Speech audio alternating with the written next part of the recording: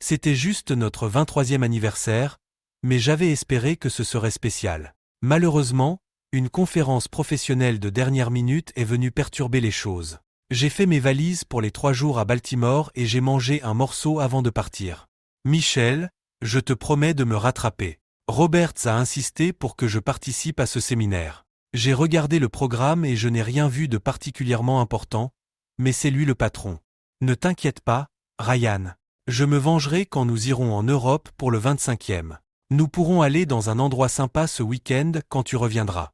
Michel et moi sommes mariés depuis l'université et nous avons 2 filles, Haley et Ashley, qui sont toutes 2 à l'université. Je travaillais pour B&S International depuis environ 10 ans et je m'en sortais bien. Je faisais beaucoup d'heures et je voyageais beaucoup. Michel ne semblait pas s'en préoccuper et trouvait des moyens de s'occuper pendant mon absence. Notre mariage allait bien et notre vie intime se portait bien. En dehors de mon emploi du temps chargé, tout semblait aller pour le mieux dans ma vie. Nous nous fréquentions occasionnellement, surtout au bureau, mais aussi parfois avec des amis du voisinage. Les filles étaient toutes 2 assez indépendantes et ne comptaient sur nous que pour les frais de scolarité et un peu d'argent de poche. Elles travaillaient toutes les 2 sur le campus. Michel et moi nous sommes rencontrés, avons commencé à sortir ensemble et le mariage a suivi naturellement. Il n'y a pas eu de romance éclair ou d'épisode de livre d'histoire, juste une progression directe qui pourrait sembler ennuyeuse à certains. Alors que j'étais d'apparence moyenne, Michel était très séduisante. Je suis grand, une tête de plus que Michel, et elle porte souvent des talons pour égaliser les choses lorsque nous sortons ensemble. Ses cheveux bruns foncés commençaient à laisser apparaître quelques mèches grises, ce qui lui donnait un air sophistiqué. Elle faisait du jogging environ 3 fois par semaine pour maintenir son poids, et c'était indéniablement une belle femme que n'importe quel homme serait fier d'avoir à ses côtés. Je vous appellerai dès que je serai installé pour vous donner le numéro de la chambre. Nous serons probablement occupés une bonne partie de l'après-midi et de la soirée. Ils ont quelques activités prévues en fin de journée. Si ça dure trop longtemps, je n'appellerai pas ce soir, ai-je dit à Michel. Ne t'inquiète pas, Ryan.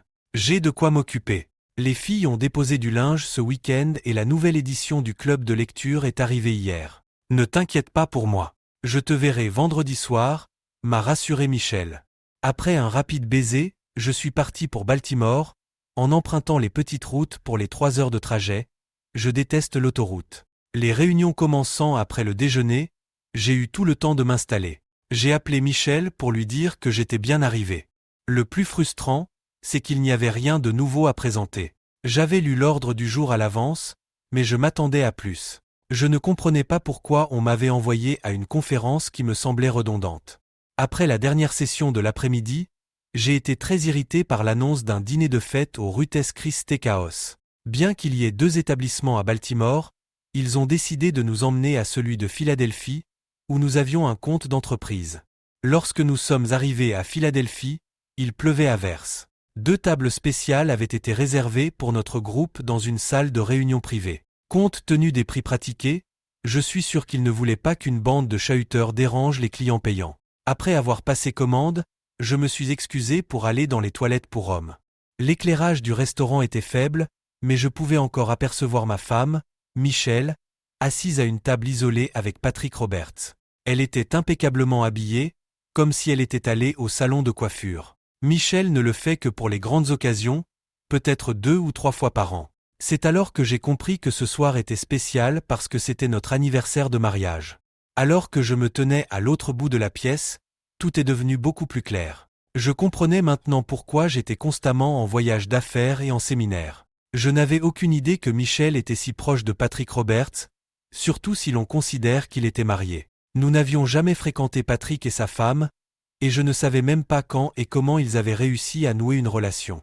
À ce stade, cela n'avait plus d'importance. Il semblait que notre voyage en Europe n'aurait jamais lieu. Le restaurant respirait l'élégance, et je tenais à ne pas perturber le repas de qui que ce soit, j'ai donc opté pour la discrétion.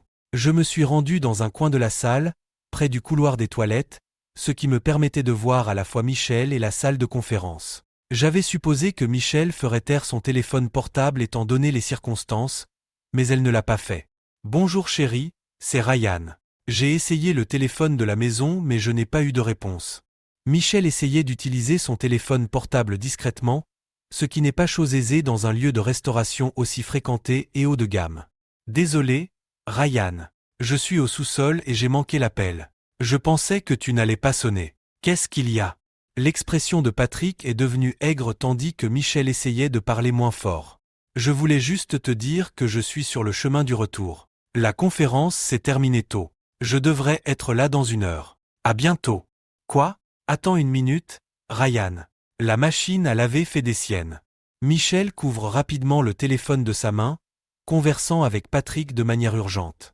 Les expressions de son visage et les gestes de ses mains trahissaient l'urgence de la situation. Patrick compose rapidement un numéro sur son téléphone, à la vitesse de l'éclair. Pendant ce temps, à l'autre bout de la salle, le directeur de la conférence répond à son propre téléphone portable. La conversation de Patrick avec la personne à l'autre bout du fil est brève.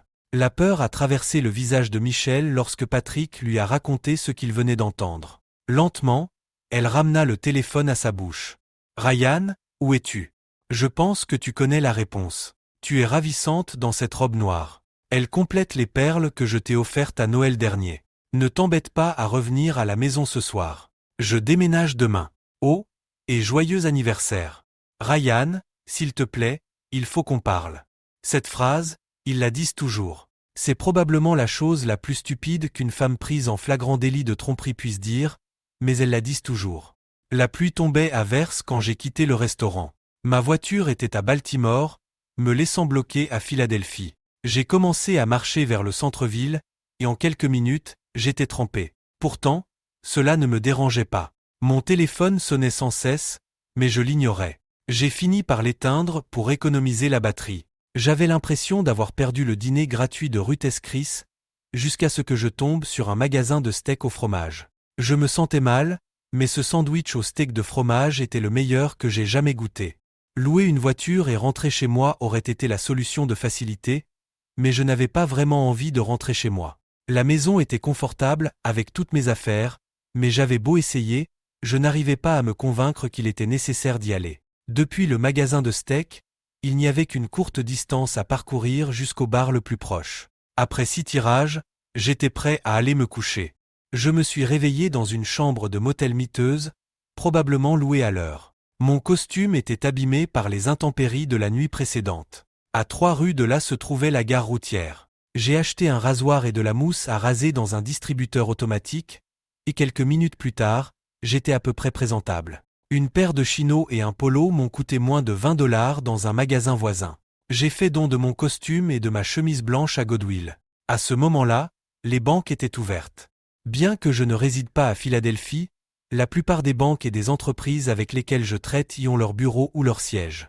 J'ai rapidement clôturé mes comptes courants et mes comptes d'épargne, et j'ai même retiré les fonds de la caisse de l'université de mes filles. Lorsque j'ai informé le service des hypothèques de ma décision de renoncer à mon prêt immobilier, ils ont été surpris. Ils ne comprenaient pas pourquoi, étant donné que je disposais d'un capital de plus de $60 000, il n'était pas nécessaire de procéder à une saisie. Néanmoins, ils ont fini par admettre qu'il s'agissait d'une bonne affaire pour eux et m'ont autorisé à signer les formulaires de renonciation, tout en insistant pour que ma femme les signe également. Avec un sourire en coin, je leur ai dit que c'était leur problème. J'ai également annulé ma carte de crédit bancaire après avoir réglé le solde. Heureusement, j'avais accumulé une somme importante dans mes polices d'assurance vie entière. La compagnie a accepté d'envoyer les chèques à ma sœur à Savannah. Fidelity Mutual Funds a également accepté d'envoyer les chèques pour mon compte fermé. La batterie de mon téléphone portable est tombée en panne, mais une secrétaire sympathique m'a prêté son téléphone pour appeler mon travail. Mon chef de service n'était pas satisfait de mon départ soudain. Malgré l'échec de ses contre-offres pour me retenir, il a poliment insisté pour connaître la raison de ma décision abrupte. Il n'était pas ravi d'apprendre que Patrick Roberts m'avait occupé pour s'occuper de ma femme. Je lui ai expliqué que c'était une affaire réglée et qu'il n'y avait plus rien à faire. Avant de me transférer au bureau du personnel, il m'a assuré que Roberts en subirait les conséquences. Le personnel a accepté d'emblée d'envoyer mes derniers chèques de salaire, de participation aux bénéfices, de congés de maladie et de vacances à l'adresse de ma sœur. Une secrétaire compatissante m'a même fourni le numéro de téléphone du domicile de Patrick Roberts. J'ai passé 2 autres coups de fil pour annuler 2 autres cartes de crédit. 1 heure plus tard, j'ai pris le bus pour Baltimore. J'avais l'intention de récupérer ma voiture et de rassembler les quelques affaires que j'avais laissées dans la chambre d'hôtel. Le voyage de Baltimore à Savannah prendrait une journée entière. Ma sœur Christina et moi étant proches, j'ai décidé de me confier à elle et de l'informer de l'arrivée de certains chèques chez elle. J'ai allumé mon téléphone portable pour le recharger dans la voiture, ignorant les nombreux appels qui me parvenaient pendant ce temps. Une fois installé, je me suis résolu à obtenir un nouveau numéro. Les nombreuses heures passées sur la route m'ont laissé le temps de réfléchir. Je n'arrivais pas à comprendre ce qui avait poussé Michel à partir avec Patrick Roberts. Je me demandais si j'avais joué un rôle dans cette histoire ou si je n'avais été qu'un simple spectateur. Il me semblait que je n'avais pas été à la hauteur en tant que mari. Cependant, après avoir réfléchi, j'ai réalisé que je ne ressentais plus le besoin de rejeter la faute sur quelqu'un d'autre. Il était temps de lâcher prise et d'aller de l'avant.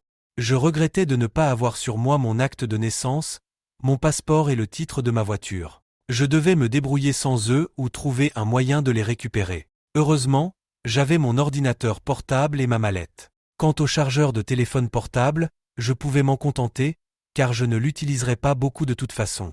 Mon assurance médicale était encore valable pour 90 jours, mais je ne prévoyais aucun problème de santé.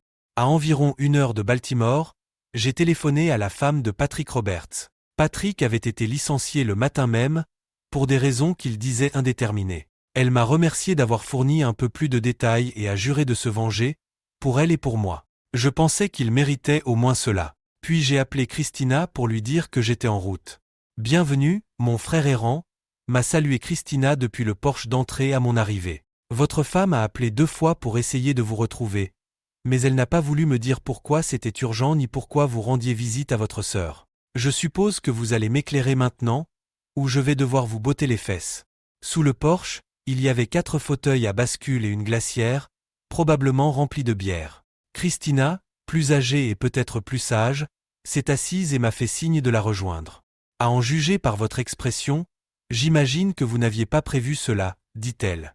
Je ne l'ai pas vu venir et je ne m'y attendais certainement pas. Ton petit frère a été frappé sans crier gare et aurait bien besoin de quelques mots de réconfort, ai-je répondu, acceptant une bière fraîche et un sourire compatissant de la part de Christina. Les fauteuils à bascule étaient stratégiquement placés pour que nous puissions appuyer nos pieds sur la rambarde du porche et regarder le trafic qui passait. Christina et son mari, Gary, avaient acheté la vieille maison en briques à 2 étages il y a 20 ans. Heureusement, Gary est bricoleur, car il a dû remplacer une grande partie du bois de la structure inférieure. Les termites font des ravages dans les régions côtières humides. Leur investissement a porté ses fruits, puisque la maison fait désormais partie du Savannah Historical District. Je soupçonne une infidélité. Ai-je raison? Oui. Et qui est l'infidèle, Michel ou Ryan? Eh bien, je suis trop inepte socialement pour rencontrer une autre femme, donc ça doit être elle. Christina réfléchit un instant. Je n'essayais pas d'être malin, mais il était difficile de dire que ma femme me trompait. Ryan, c'est inattendu. Je n'aurais jamais cru que Michel ferait une chose pareille. Comment est-ce arrivé? Je ne sais pas, je m'en fiche. Il semble qu'elle ait eu une relation avec mon patron, et il a commencé à m'envoyer en voyage d'affaires pour qu'ils puissent être ensemble. C'est par chance que je l'ai découvert. Je n'en savais rien. Je ne l'ai pas confronté. Je suis juste parti. Y a-t-il une chance que vous vous trompiez? Non. Elle m'a menti en face pendant que ça se passait. Elle m'a dit au téléphone qu'elle était chez elle en train de faire la lessive, mais elle était assise dans un restaurant avec lui, à 3 mètres de moi. Il n'y avait aucun doute. Bien sûr, je ne les ai jamais pris sur le fait, mais je suis presque sûr que c'est arrivé à un moment donné. Y a-t-il une chance de réconciliation? Ça n'arrivera jamais. Nous avons ouvert une autre bouteille et sommes restés assis en silence pendant une dizaine de minutes. C'était la première fois que je reconnaissais ce qui s'était passé, et je ne me sentais pas bien. Pourquoi ne pas vous rafraîchir pour le dîner? Gary sera là dans quelques minutes. Vous pouvez rattraper le temps perdu pendant que je fais bouillir des crevettes. Il ne sait rien, alors c'est à toi de décider si tu veux lui dire. Je ne dirai rien si tu préfères. Dis-lui, Christina. C'est mieux de ne pas balayer quelque chose comme ça sous le tapis. J'ai passé 2 jours avec Christina et Gary. Ils avaient 2 fils, tous 2 mariés et vivant seuls. Gary avait pris quelques kilos, il avait donc beaucoup de vêtements en trop qu'il voulait donner. Je les ai acceptés avec plaisir, car j'en avais besoin. Christina a accepté de conserver les chèques et autres courriers qui m'étaient destinés jusqu'à ce que je puisse fournir une adresse de réexpédition. Je ne savais pas où j'allais aller ensuite. Michel a appelé une fois le lendemain, mais Christina lui a dit qu'elle ne m'avait pas vu. J'ai demandé à Christina d'appeler mes filles à l'université après mon départ et de leur expliquer la situation du mieux qu'elle pouvait. Il était important pour moi qu'elles sachent que leurs frais de scolarité seraient pris en charge. Je n'étais pas prête à les affronter moi-même. Avant de quitter la ville, j'ai obtenu un nouveau numéro de téléphone portable et acheté 2 paires de chaussures confortables. J'ai évité l'autoroute et pris l'ancienne route 301 vers le sud. L'avantage d'être dans la région, c'est que je pouvais manger du cristal au déjeuner et du waffle House au petit déjeuner. Qu'est-ce qu'un homme peut vouloir de plus? J'ai dormi dans la voiture la première nuit, garée entre 2 énormes camping-cars sur un parking de Walmart. L'un des avantages de Cristal, outre les sliders, c'est le Wi-Fi gratuit. Je n'avais pas vraiment un besoin pressant d'Internet, mais c'était réconfortant de savoir qu'il était là si j'en avais besoin. Rian River, quelque part près de Palatka, un coup de chance a changé ma journée pour le mieux. C'est en milieu de matinée que je me suis arrêté dans une petite station-service, un quai et un restaurant pour faire le plein. L'endroit était un peu délabré, situé à une centaine de mètres de la route principale, mais visible depuis le pont qui traverse la rivière. Son parking en gravier et son quai usé par les intempéries, qui semblait avoir été autrefois une marina animée, témoignaient de son histoire. Le restaurant de 2 étages, à moitié sur le quai et à moitié sur la terre ferme, n'avait pas reçu de nouvelles couches de peinture depuis au moins 10 ans. De l'autre côté de la rue se trouvaient 3 vieilles maisons mobiles, dont l'aspect était similaire à celui du restaurant. La station-service semblait avoir été conçue pour les plaisanciers naviguant sur la voie d'eau, comme l'indiquait l'enseigne à l'avant, Sadies Catfish House. Les souvenirs de l'époque où je travaillais au Captain dès au lycée me reviennent en mémoire, me donnant un petit coup de nostalgie. En me dirigeant prudemment vers la rivière, je n'ai pas pu m'empêcher de remarquer que l'endroit avait besoin d'un peu d'entretien. 2 adolescents étaient tranquillement assis sur le quai, regardant simplement l'eau. Pendant ce temps, des voix fortes émanaient de l'arrière du restaurant, l'une masculine et l'autre féminine. Il semble que les garçons cherchent à fuir ce qui se passe à l'intérieur. J'ai l'impression qu'il y a beaucoup d'agitation là-dedans, ai-je fait remarquer, essayant d'engager une conversation polie sans m'imposer. Les 2 garçons ont levé les yeux vers moi, le plus âgé affichant un petit sourire. Edouard s'est encore présenté au travail ivre, a-t-il expliqué. Maman envisage de le renvoyer, mais c'est le seul cuisinier qu'elle ait trouvé. S'il est viré, elle devra fermer boutique. Elle ne peut pas s'occuper de la cuisine et des tables en même temps. Je suppose que vous donnez un coup de main ici. Le restaurant vend de la bière, donc Larry et moi ne pouvons pas travailler dans la salle à manger avant d'avoir 18 ans, selon la loi de l'État. Nous pouvons participer à la cuisine, mais cela n'aide pas beaucoup maman. À ce moment-là, Édouard sortit en trébuchant de la porte arrière de la cuisine. Ses tentatives infructueuses pour se lever montraient clairement qu'il était ivre. Et ne pense même pas à revenir, espèce de salaud. C'est ainsi que j'ai rencontré pour la première fois Megan Fields, une femme cajun à la dérive en Floride. Elle se tenait à la porte de la cuisine, la fureur dans les yeux. Heureusement pour Édouard qu'elle n'avait rien dans les mains, sinon elle aurait pu lui jeter dessus. Megan mesurait près d'1,90 m, tout en muscles. Son uniforme ne la flattait pas et il était évident qu'elle n'avait pas de gros bras. Je n'ai pas l'habitude de remarquer la poitrine d'une femme, mais l'absence de celle-ci était frappante dans ce cas. Je me suis reproché d'avoir manqué de tact et j'ai essayé de repousser cette pensée immature. Elle avait des cheveux auburn jusqu'aux épaules et des pommettes saillantes qui mettaient en valeur ses yeux marron foncé. L'absence de maquillage ajoutait à son apparence peu féminine. C'était une femme dure qui avait manifestement eu une vie difficile. Elle se tenait debout, les mains sur les hanches, tandis qu'Édouard s'éloignait en titubant sur le parking. « Qu'est-ce que tu regardes ?» Elle semblait aussi en colère contre moi qu'elle l'avait été contre Édouard. « Je m'appelle Ryan Turner. Je cherchais du travail. Je ne sais pas ce qui m'a poussé à dire ça.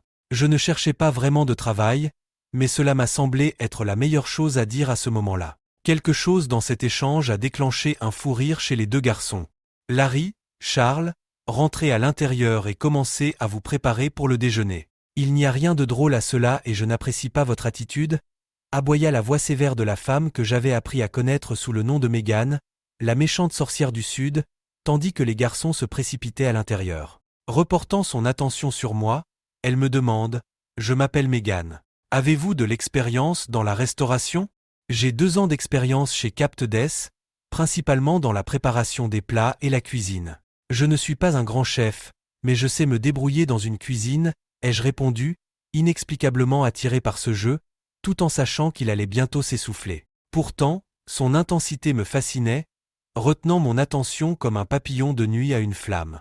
Mon premier jour en tant que cuisinier au Sadie's Catfish House s'est déroulé sans encombre. J'ai commis quelques erreurs dans les commandes, mais rien de désastreux. Les garçons se sont montrés serviables, me guidant dans les procédures standards et localisant les fournitures. Il s'agissait surtout d'une routine de panure et de friture. Même si j'étais plus habitué aux poissons panés, le processus était assez similaire. Le vrai problème était de nettoyer les friteuses après le rush du midi. Je doute qu'elles aient été nettoyées depuis un an. Malgré un système de filtrage de l'huile relativement simple, c'était un travail salissant. Megan et moi avons passé l'après-midi à préparer le service du dîner. Elle m'a donné un cours accéléré sur la préparation de la salade de choux à sa façon et a passé en revue le menu pour répondre à toutes les questions que je pouvais avoir. Le poisson-chat dominait le menu. Bien qu'elle n'en ait pas parlé explicitement, j'ai eu l'impression qu'elle supposait que j'étais là pour rester. Flatté et intrigué, je me suis retrouvé avec beaucoup de temps devant moi et j'ai relevé le défi. Une fois le nettoyage terminé, Megan m'a tendu un long neck froid et nous nous sommes assis pour discuter. Si j'oublie, je voudrais vous remercier de m'avoir aidé aujourd'hui. J'ai vraiment apprécié ton aide. Pas de problème, pour 20$ de l'heure, je suis prête à tout. Ouah, attendez, d'où vient ce chiffre de 20$? J'essaie juste d'évaluer à quel point vous êtes reconnaissant. Edouard gagne 6$ de l'heure. Je n'ai pas à le faire, et je ne peux pas me permettre de payer le salaire minimum. Je peux l'augmenter un peu, mais ne soyez pas trop gourmand. 6$, c'est bien, Madame Fields. Mon principal problème est de trouver un endroit où loger. Les garçons et moi vivons dans l'une des caravanes de l'autre côté de la rue. Nicole, la propriétaire, vit dans la grande. Je lui loue le restaurant. Son fils Marc gère la station-service et vit dans la 3e caravane. Il y a une salle de stockage à l'étage, mais elle est vide. Vous pouvez utiliser les toilettes du restaurant, et je peux vous laisser prendre une douche dans la caravane. Et combien pour ce logement luxueux?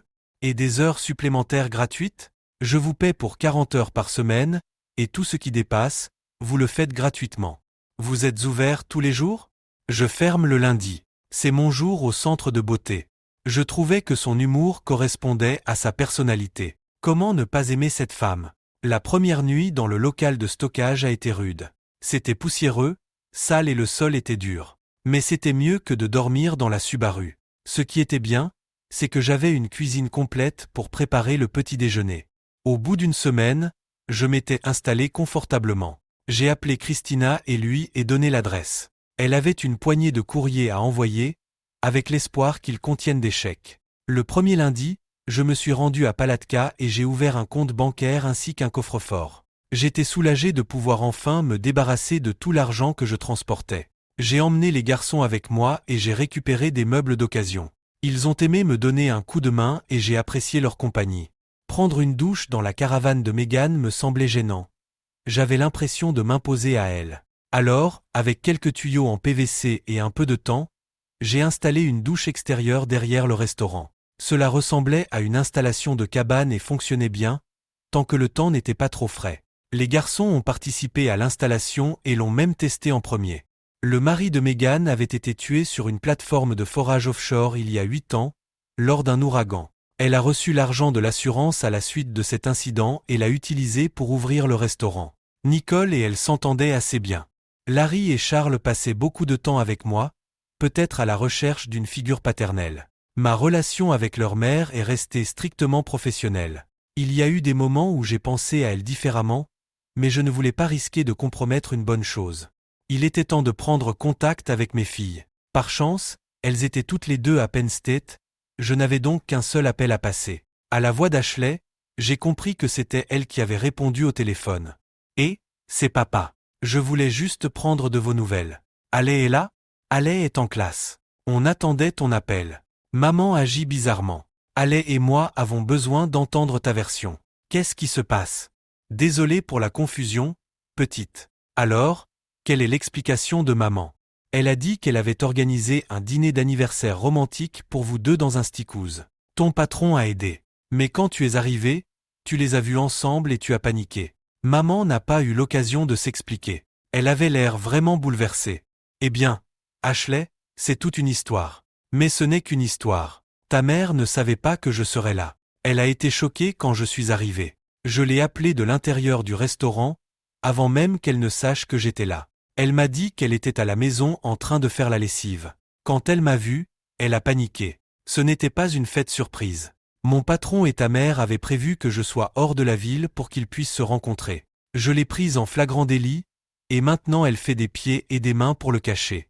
C'est plus crédible. Que voulez-vous que nous fassions? Et pourquoi appelez-vous de Savannah? Je ne suis pas vraiment à Savannah, j'ai juste reçu le téléphone là-bas. Essaie de ne pas être trop dur avec ta mère, mais vois si tu peux la faire parler. J'ai compris. Autre chose? Si tu rentres à la maison pour Thanksgiving, va dans le salon et prends mon passeport, mon acte de naissance et le titre de propriété de la Subaru. Envoie-les chez tante Christina. Elle me les fera parvenir. Et quoi que tu fasses, ne donne pas mon numéro de portable à maman. Je ne veux pas avoir à le changer à nouveau. Je m'excuse pour tout, papa. Allez et moi sommes là pour te soutenir si tu as besoin de quoi que ce soit. Merci. Oh, et au fait, j'ai tout l'argent de tes frais de scolarité, alors ne t'inquiète pas pour ça. Je me suis senti soulagé de savoir que tout était réglé, même si je redoutais de devoir annoncer à Ashley la nouvelle concernant sa mère. J'étais sûr qu'Ashley croyait ce que je lui disais. L'explication de Michel était intéressante, compte tenu des circonstances, mais elle ne tenait pas la route. J'étais curieux d'en savoir plus sur cette affaire, mais la douleur qu'elle causerait n'en valait pas la peine. Les choses se passaient bien à la Catfish House. J'ai reçu les chèques de Christina et les documents envoyés par les filles. J'obtiendrai bientôt de nouvelles plaques d'immatriculation en Floride lorsque celles de l'État de Pennsylvanie expireraient. J'ai déposé mes salaires du restaurant sur mon compte en banque, mais le reste de l'argent est resté dans le coffre-fort. Avec les faibles taux d'intérêt, je me sentais plus en sécurité et je n'avais pas l'impression de manquer grand-chose. Je mangeais au travail toute la semaine, alors le lundi, j'avais l'occasion de faire quelque chose de différent. Les garçons étaient toujours partants et Megan s'est naturellement jointe à nous. C'était pour moi un plaisir, et même si aucun de nous ne l'admettait, cela ressemblait à une sorte de rendez-vous galant. Les buffets chinois étaient nos préférés, mais les sushis nous plaisaient aussi de plus en plus. Parfois, nous faisions pas mal de route, mais cela ne me dérangeait pas. Megan s'était beaucoup adoucie. Je n'avais pas vu son côté méchant depuis le premier jour. Parfois, je la surprenais en train de me regarder pendant que nous travaillions, mais elle détournait rapidement le regard. J'étais toujours marié, mais Megan commençait à attirer mon attention. Le restaurant avait une clientèle régulière, mais ses revenus couvraient à peine les dépenses. Je vivais avec un budget serré. Le paiement de Megan allait directement à la banque, ce qui me laissait des frais de subsistance minimes. Je ne dépensais qu'un plein d'essence par mois et nos sorties du lundi soir avec ce qui était devenu ma famille de substitution. Larry, Charles et Megan. Je ne sais pas exactement quand et comment ils sont devenus ma famille, cela m'a semblé naturel. Nicole, quant à elle, déjeunait tous les jours chez Sadie S, avec l'aimable autorisation de Megan. On pouvait voir qu'elle se lassait du menu. Bien que n'étant qu'un simple employé, je gardais mes observations pour moi, notant en silence les préférences de notre clientèle principalement locale, qui semblait plus intéressée par la bière que par le poisson-chat. Juste avant Noël, Alé m'a appelé. « Papa, comment ça se passe? » « Bien, je crois. Pas de plainte. C'est encore la période des frais de scolarité? Le mois prochain. Je voulais juste prendre des nouvelles et m'assurer que tu vas bien pour les vacances. Je vais bien. Ashley et toi serez avec votre mère, je suppose? Oui, mais on n'a pas vraiment hâte. Surtout maintenant qu'on connaît toute l'histoire. Ça vous dérangerait de me mettre au courant? Tu ne vas pas aimer ça, mais tu avais raison sur toute la ligne. Maman et monsieur Roberts se sont fréquentés pendant plus d'1 an. Elle a fini par admettre que c'était une relation épanouissante. Elle ne veut pas divorcer, mais elle ne veut pas non plus rompre avec lui. Elle a dit qu'elle espérait que tout reste en l'état parce que c'était parfait pour elle. Elle a commencé à nous raconter des détails, et Ashley et moi avons dû lui demander d'arrêter. Ashley ne parle presque plus à maman. Tu as raison. Je ne voulais pas entendre ça. Quelle est sa relation avec Roberts maintenant? Oh, il n'y en a pas. Il s'est fait virer de son travail et l'a blâmé. Sa femme a demandé le divorce et il l'a reproché à maman. Aux dernières nouvelles, il a déménagé à Chicago et n'a pas demandé à maman de le suivre. Maman a trouvé un emploi dans une compagnie d'assurance où elle répondait au téléphone. Elle s'est retrouvée à court d'argent très rapidement après ton départ et n'a même pas pu payer les factures d'électricité. Elle s'en sort à peine maintenant, mais je crois qu'elle vend ses bijoux et d'autres choses. La banque lui a dit qu'elle n'était plus obligée de payer les mensualités de la maison si elle signait une décharge. Je pense qu'elle va essayer de la vendre à la place. Je t'enverrai un formulaire de procuration pour que ta mère puisse vendre la maison plus facilement. Tu pourras le lui donner quand tu rentreras chez toi pour Noël. Elle appréciera probablement. Elle se demandait pourquoi tu n'avais pas encore demandé le divorce.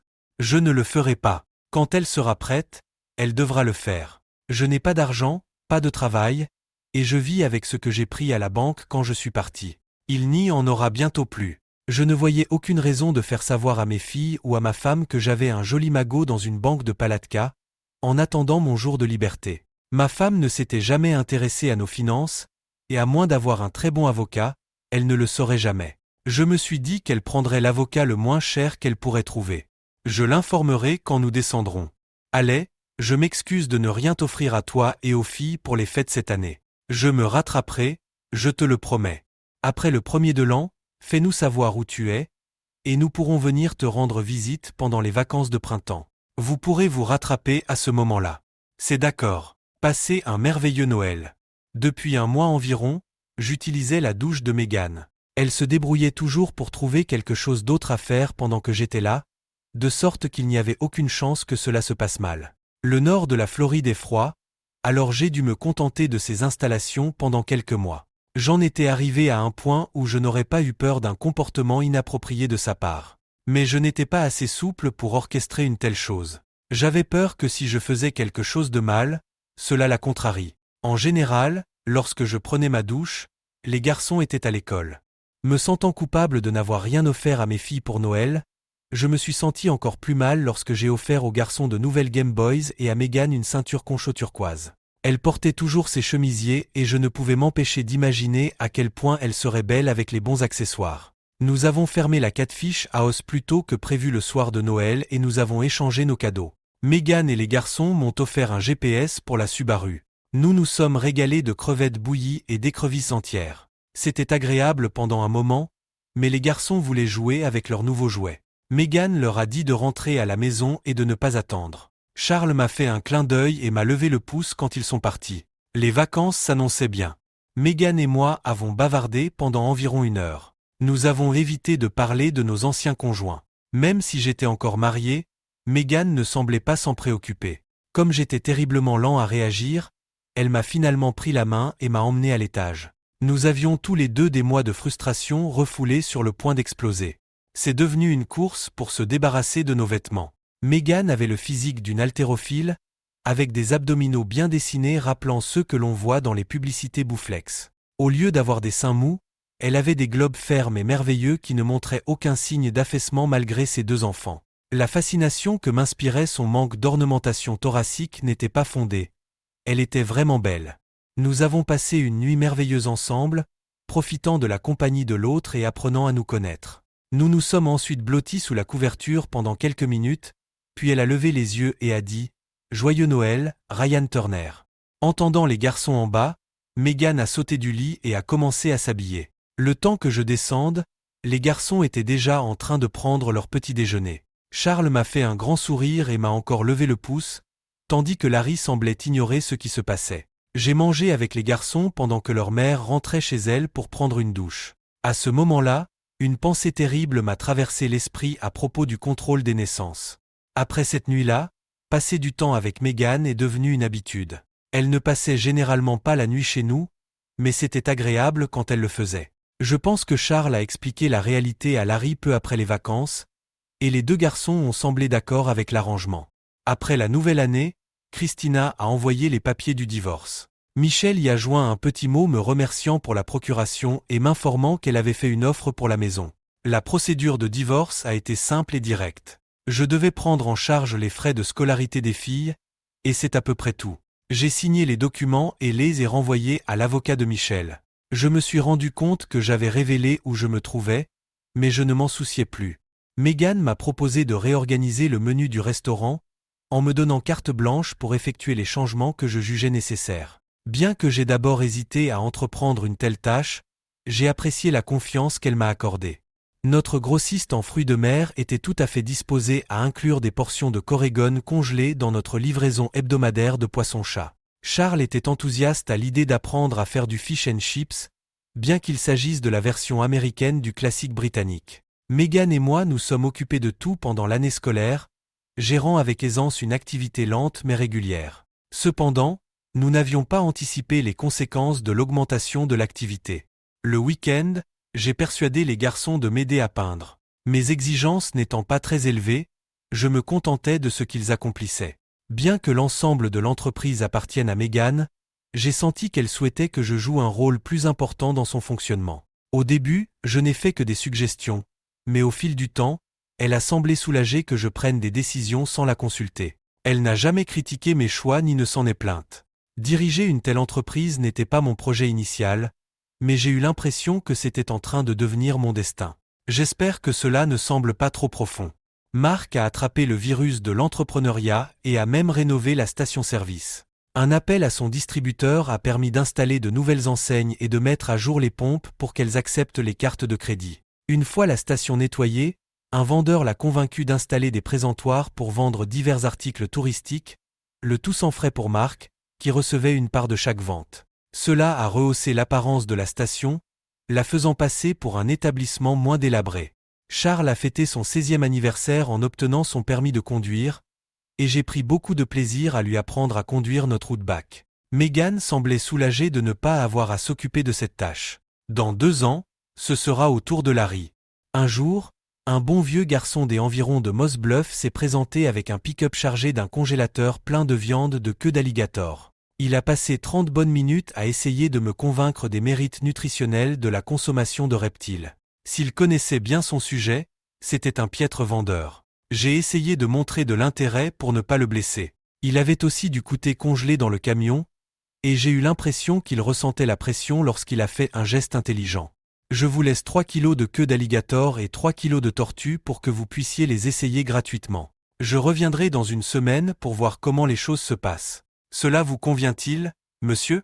Il m'a complètement pris au dépourvu. Je me sentais confiant, mais il m'a asséné un coup d'éclat. Bien sûr, je serais ravi d'essayer. Des suggestions de préparation ? La plupart des gens aiment l'aplatir, le paner et le frire. Si j'aime ça, combien ça va me coûter ? Il est entré dans le camion et m'a tendu une feuille verte sur laquelle figuraient les prix, les numéros de téléphone et les numéros de permis de vente de la viande d'alligator et de tortue serpentine. Selon les portions que je servais, il serait possible de faire un bon bénéfice avec ce qu'il avait, si je pouvais le vendre. Merci, M. Allen. Je serais heureux de faire un essai. Rendez-vous dans une semaine. Son nom, son numéro de téléphone et son adresse ornaient le haut de la feuille. Le menu Fish and Chips est un succès. D'abord proposé uniquement le soir, lorsque Charles est de service, il devient rapidement une option valable toute la journée. À la fin de la semaine, l'alligator et le couté sont épuisés, ce qui incite Frank Allen à en demander d'autres. Le plat le plus populaire s'avère être une assiette combinée comprenant de l'alligator, de la macreuse et du poisson-chat. Les affaires marchent plus vite que prévu. Megan et moi nous occupions habituellement de la vaisselle après les repas, mais l'augmentation du nombre de clients nous a fait manquer de vaisselle propre. C'est alors que nous avons engagé Hector. Hector ne parlait pas beaucoup l'anglais, mais il savait faire la vaisselle et ne se plaignait jamais. Il se rendait tous les jours au restaurant à vélo et travaillait à l'heure du déjeuner et du dîner. Nous n'avions aucune idée de son lieu de résidence. Lorsque Frank Allen a livré l'alligator et le couté le samedi suivant, il était accompagné d'une jeune fille. Charles s'est empressé de porter les sacs de viande congelés depuis le camion, ne quittant pas des yeux la jeune fille, ce qui l'a fait trébucher de façon comique. Elle semble avoir à peu près l'âge de Charles, peut-être un peu plus. Megan semblait amusée par la scène, et au dîner ce soir-là, nous nous sommes tous amusés à le taquiner à ce sujet. Le mois de février s'est achevé de manière inattendue. J'étais en train de mettre les friteuses en route lorsque Megan est revenue dans la cuisine. Surprise, Ryan. Tu as un visiteur. Ta femme est là, annonce Megan, sur un ton tout à fait neutre. Je ne pouvais discerner aucune émotion chez elle, ni joie, ni tristesse, ni inquiétude. Avec une expiration résignée, je suis sorti dans la salle à manger pour voir Michelle pour la première fois depuis des mois. Elle était plus belle que jamais, sa coiffure et son maquillage impeccables, sa tenue mettant en valeur sa silhouette. Megan est restée dans la cuisine. Bonjour, Ryan. Tu n'es pas facile à trouver. Tu as l'air en forme, me salue Michelle. Toi aussi, tu as l'air en forme. Je ne m'attendais pas à te voir. Y a-t-il une raison particulière à votre visite ? J'ai senti sa nervosité, Elle se mordillait la lèvre et se déplaçait. Je voulais juste vous remettre le jugement de divorce définitif. Il est passé plus vite que prévu et j'ai pensé que vous le voudriez le plus rapidement possible. Elle m'a tendu un document plié que je n'ai pas pris la peine d'ouvrir. La maison a été vendue et réglée, alors j'ai apporté un chèque pour la moitié du produit de la vente. Il ne s'agit que de 23 000 €. Je n'avais pas réalisé que la commission de l'agent immobilier serait si élevée. Elle m'a tendu un chèque de banque à mon nom. Je l'ai pris et l'ai endossé. Quand je l'ai rendu, elle m'a regardé d'un air interrogateur. Je n'ai pas besoin de cet argent, Michel. Gardez-le. Il vous aidera à démarrer. Juste par curiosité, quels sont vos projets? J'ai tout vendu, sauf mes vêtements. Je suis en route pour aller chez ma sœur à Dallas. Elle m'a trouvé un emploi au même endroit qu'elle. Les filles ont promis de venir me rendre visite l'été prochain. J'espère que tout se passera bien pour toi. Avez-vous des questions ou quelque chose dont vous voulez discuter avant que je parte? Non, pas vraiment. Je vais bien. Je n'ai pas besoin d'en savoir plus que maintenant. En fait, le simple fait de t'avoir ici est plus que ce que je peux supporter.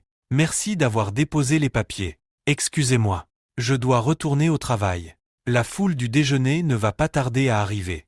Je me suis retourné et je suis allé dans la cuisine sans me retourner. J'essayais de ne pas être impoli, mais je ne voulais pas rester avec elle plus longtemps que nécessaire. Beaucoup de gens diront que j'ai été froide, mais je m'en fiche. Il n'y a rien que je puisse lui faire qui puisse compenser ce qu'elle m'a fait. Megan se tenait dans la cuisine, regardant la rivière. Elle n'avait toujours pas d'expression sur le visage. J'ai marché jusqu'au bout de la pièce et j'ai regardé le parking. Michel venait de monter dans sa voiture et était assise sur le siège du conducteur, en train de pleurer. Une minute plus tard, elle avait disparu, et je ne la reverrai plus jamais. Je m'excuse, Megan. Je n'avais aucune idée qu'elle viendrait ici. Je ne sais même pas comment elle m'a trouvé. Je comprends que ce n'est pas ma place, mais que voulait-elle? Elle m'a donné ma copie du jugement de divorce. Elle est libre maintenant. Et vous? Je n'ai pas cette chance. J'ai réussi à m'empêtrer à nouveau, cette fois avec une captivante reine Cajun. Je suppose que j'ai un faible pour les femmes extraordinaires. Je ne vois pas de bague à votre doigt. Pourquoi pas demain? J'ai enfin reçu une réponse. Megan avait un large sourire et passait ses bras autour de mon cou. Après plusieurs minutes de baisers passionnés, elle s'est retirée et m'a regardé. Tu te souviens de notre réveillon de Noël ensemble? Bien sûr. Comment pourrais-je l'oublier? Eh bien, félicitations, tu vas être père. Nous nous sommes mariés le lendemain et j'ai déménagé de la réserve. Les garçons étaient aussi ravis que moi. Les visites de Nicole au restaurant ont cessé, et Megan a commencé à apporter des repas légers ou de la soupe à sa caravane après le rush. Un jour, Marc s'est assis avec Megan et moi pour nous dire qu'il était temps pour Nicole de déménager dans un centre d'aide à la vie autonome. Pour se le permettre, elle devait vendre le complexe de la marina, même s'il ne s'agissait plus vraiment d'une marina. Nicole était encore vive et lucide. Je n'en ai pas parlé à Megan, mais j'ai entamé des négociations avec Nicole. J'ai dû puiser dans mes économies, mais j'ai acheté l'ensemble de l'exploitation, y compris les remorques. La seule condition était que Marc puisse continuer à gérer la station-service et les rampes de mise à l'eau. Je lui versais un salaire et le logeais gratuitement dans sa caravane, ce qui nous arrangeait tous les deux puisque la station était rentable. J'ai équipé la cuisine d'un lave-vaisselle, ce qui a fait le bonheur d'Hector. Nous avons également embauché une serveuse pour aider Megan, en espérant qu'elle soit formée avant la date d'accouchement de Megan. La serveuse, une mère célibataire avec 2 enfants, a été ravie lorsque nous lui avons proposé la caravane vide à un tarif raisonnable. Épilogue. Au fil de l'année, la marina a prospéré au-delà de nos espérances. Les affaires ont prospéré et nous avons introduit les crevettes vendues par les bateaux et les plateaux de fruits de mer pour satisfaire notre clientèle féminine. À la fin de l'été, nous avions une douzaine de bateaux à plein temps dans les nouveaux emplacements, avec une liste d'attente pour les places disponibles. L'argent n'était pas un problème, seulement le temps. Je me sentais satisfait et heureux. Charles a trouvé une relation stable avec Tracy, la fille de Frank Allen. Il passait tout son temps sur l'Outback. Larry a commencé à travailler avec Mark et a même demandé à sa mère s'il pouvait reprendre la station-service lorsque Mark prendrait sa retraite. Nous n'avions pas réalisé que Mark envisageait de prendre sa retraite, et cela nous semblait encore dans quelques années. Charles a exprimé son désir de rester au restaurant. Après quelques jours passés avec leur mère, Haley et Ashley sont venus passer le reste de l'été à aider. Elles ont trouvé amusant de rester dans la réserve et n'ont pas parlé de leur mère. Meghan s'est très bien entendue avec mes filles. On dit que le sexe d'un bébé est déterminé par les gènes du père. En septembre, Meghan a eu une petite fille, que nous avons appelée Nicole. Lorsque notre premier anniversaire de mariage est arrivé, Meghan m'a demandé où je voulais aller pour le fêter. Je lui ai répondu, n'importe où, sauf dans un steakhouse. Merci d'avoir regardé cette vidéo jusqu'au bout.